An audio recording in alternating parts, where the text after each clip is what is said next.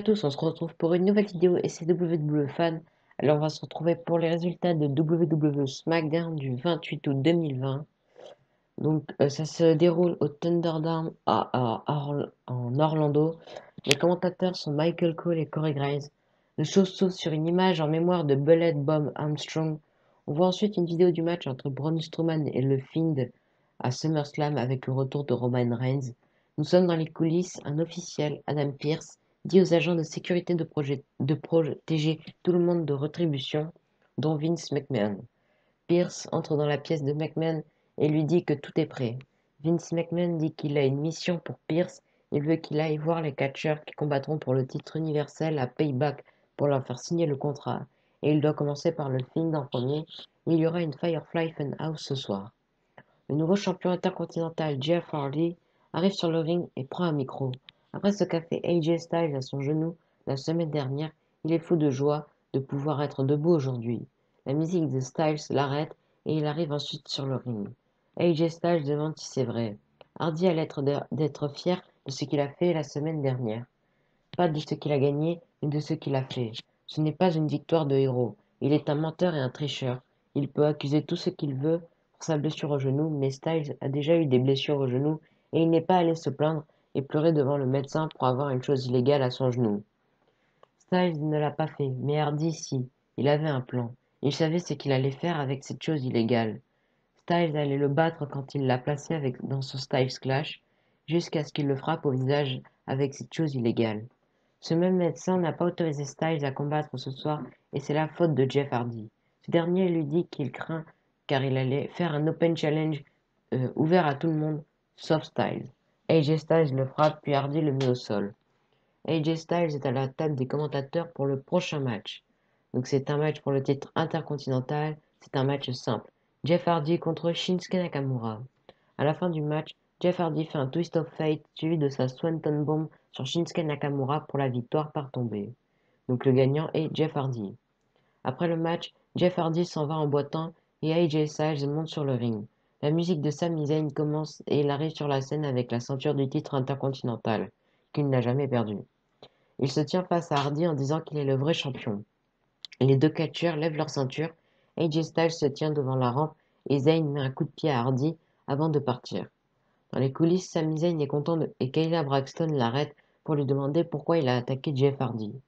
Zayn lui demande en retour s'il suit, s'il suit son compte Twitter. Il veut rendre justice. Jeff Hardy prétend être le champion. AJ Styles était un champion frauduleux. Zayn a gagné le titre et ne l'a jamais perdu. Braxton lui demande pourquoi il n'a pas défendu le titre ces 5 derniers mois. Zayn répond qu'il n'a pas à s'expliquer. Nous avons eu droit à quelques mots en français. C'est le moment de la Firefly Funhouse. Bray Wyatt nous souhaite la bienvenue et dit que ça fait du bien de revenir à la maison avec ses amis. Mais il manque quelque chose. Il nous montre la ceinture du titre universel. Personne ne pourra la prendre. Ça fait du bien également de revoir Roman Reigns. Adam Pearce entre dans la pièce pour lui faire signer le contrat. Wyatt se demande pourquoi il signerait ce contrat. Pearce dit qu'il semble y avoir un lien entre Wyatt et lui. Wyatt signe le contrat et il espère que Strowman et Reigns savent dans quoi ils s'engagent. Wyatt le connaît, le Fiend. Il a signé pas mal d'arrêts de mort. Matt Riddle arrive sur le ring et challenge King Corbin à venir. King Corbin fait son entrée et Shorty G l'attaque dans le dos. Corbin dit qu'il accepte son challenge pour un match contre Shorty G. Donc c'est un match simple. Matt Riddle contre Shorty G. À la fin du match, Matt Riddle fait son bro direct sur Shorty G pour la victoire par tombée. Donc le gagnant est Matt Riddle. Après le match, King Corbin veut s'attaquer à Matt Riddle, mais ce dernier arrive et prend le dessus et à le faire fuir. On revoit ce qui s'est passé entre le Miz et Big E lors de Talking Smack. Dans les coulisses, Adam Pearce frappe à la porte de Roman Reigns, mais il ne répond pas. Kayla Braxton croise King Corbin et lui demande s'il va accepter le challenge. Corbin répond qu'il va casser tous les orteils de Riddle.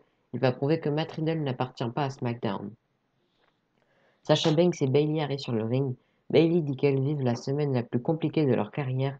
Elles viennent de défendre leur titre en solo et elles vont défendre les titres par équipe contre Shayna Baszler et Nia Jax à Payback.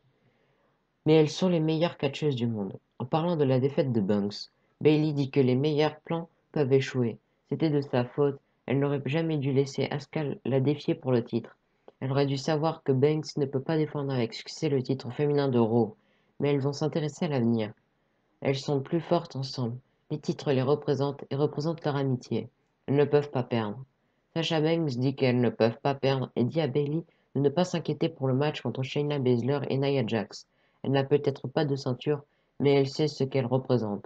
Bayley est toujours sa meilleure amie. Nia Jax et Shayna Baszler sont sur l'écran géant. Baszler dit qu'elles ont eu une mauvaise semaine, mais ça va être pire. Jax dit que les seules personnes qu'elle ne peut pas supporter plus que Baszler, c'est Banks et Bayley.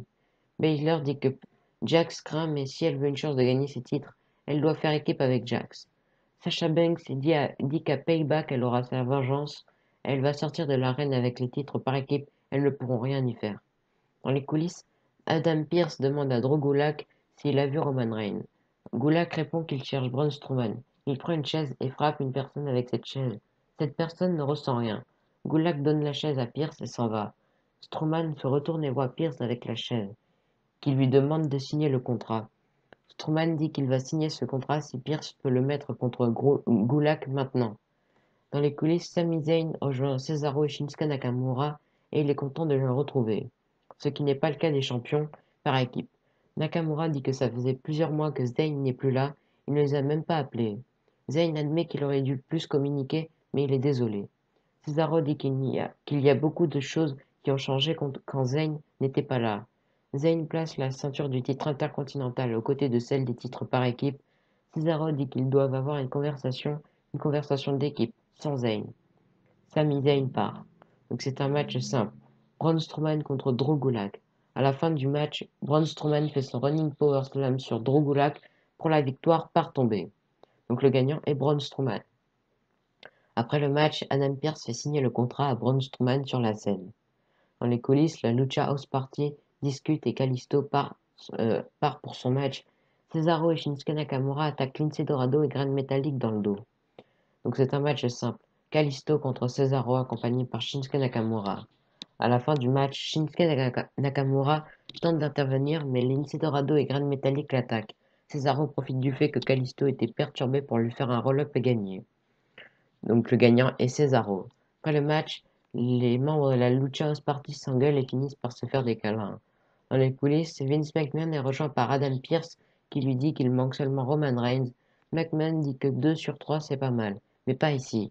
Il a besoin des 3 signatures et il lui dit de trouver Reigns. Dans les coulisses, Tamina rejoint Nikki Cross et demande comment va Alexa Bliss. Avant de pouvoir répondre, Bliss arrive. Tamina lui demande comment elle va et Bliss répond qu'elle va mieux que jamais. Cross lui parle de sa coupe de cheveux, ça faisait longtemps qu'elle ne l'avait pas vue avec cette coupe, ça lui rappelle le Fiend. Bliss casse une tasse que Cross tenait.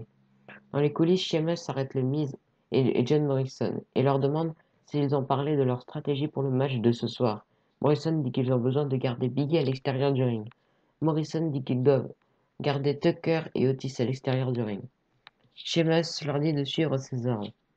Adam Pearce frappe à la porte de Roman Reigns qui ne répond toujours pas. Pearce entre quand même et voit Reigns qui dit avoir besoin de temps pour regarder le contrat. Donc c'est un six-man tag team match. Otis, Tucker et Biggie contre Sheamus, le Miz et Morrison. À la fin du match, Biggie fait son big ending sur le Miz pour la victoire par tombée. Donc le gagnant est Otis, Tucker et Biggie. Dans les coulisses, Roman Reigns dit à Adam Pearce qu'il ne va pas signer le contrat. Il veut quelques changements. Il sera dans le match, il va détruire tout le monde, puis partir. Il reprendra ce titre universel qu'il n'a jamais perdu. Ce n'est pas une prédiction, c'est un spoiler. Paul Heyman est assis à ses côtés et nous dit de croire en ça. Le show se termine ainsi. Donc déjà, nous savons que Roman Reigns fait un heel turn. Donc ça, j'aime bien. Et donc voilà, c'était WWE Fan. On se retrouve pour une nouvelle vidéo. Donc demain, pour les résultats de WWE Payback 2020. Donc voilà, c'est WWE Fan. Allez, abonnez-vous, lâchez des pouces bleus, des commentaires. Allez, bye.